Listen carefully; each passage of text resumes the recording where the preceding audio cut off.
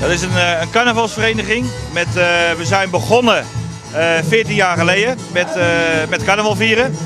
En toen zag ik aan de kant van de weg een hoop mensen die hadden echt zoiets van, oh daar heb je weer macambas.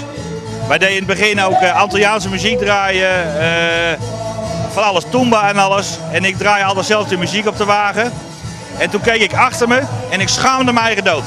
Want wij als Nederlanders kunnen dat niet. Wij kunnen geen Tumba en wij kunnen niet exotisch hupsen. En toen zijn we begonnen met alleen Nederlandse muziek. En dat was één groot feest en daar staan we onbekend. Iedereen mag bij ons ook wel gewoon meedoen, de Antillianen. Alleen wij willen iets terug doen. Want heel vaak krijg ik sponsors, ook in de winkel. Wat wil je sponsoren? En je krijgt er nooit iets voor terug. Toen hebben we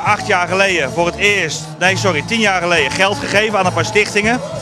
En als je dan 3 maanden later vraagt waar is het geld, dan weet niemand het meer. En toen hebben we gezegd, dat gaan we zelf doen. En hebben we ook in overleg met Polar, want die sponsoren ons ook al 8 jaar. Van nou, wat kunnen we doen? En toen zijn we eruit gekomen van de oudjes. Als wij langs de route rijden en vooral langs Cultimara, daar zitten die mensen die zitten met een vlaggetje in de hand en die hebben het zo naar de zin. Toen dachten we, daar gaan we iets voor terug doen, want die mensen hebben bijna niks. Dus zodoende is het gebeurd en ontstaan. En dat doen we nu nog steeds.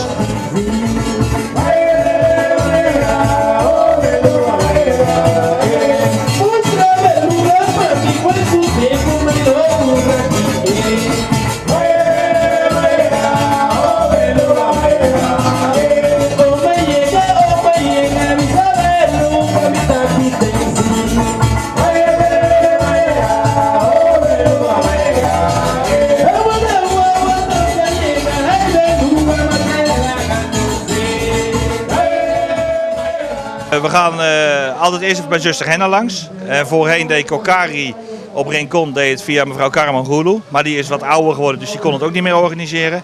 En nou doen we alles in overleg met zuster Henna. En dan horen we hoeveel suikervrij ijs er moet zijn en dat soort dingen allemaal. En dan wordt het georganiseerd.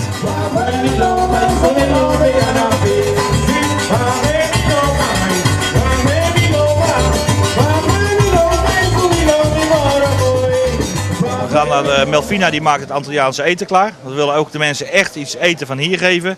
En dan kunnen ze in ik heb heel veel koks, die willen het ook voor ons doen. Maar nee, we moeten het echt Antilliaans houden. Er is er maar één die dat kan en dat is Melvina.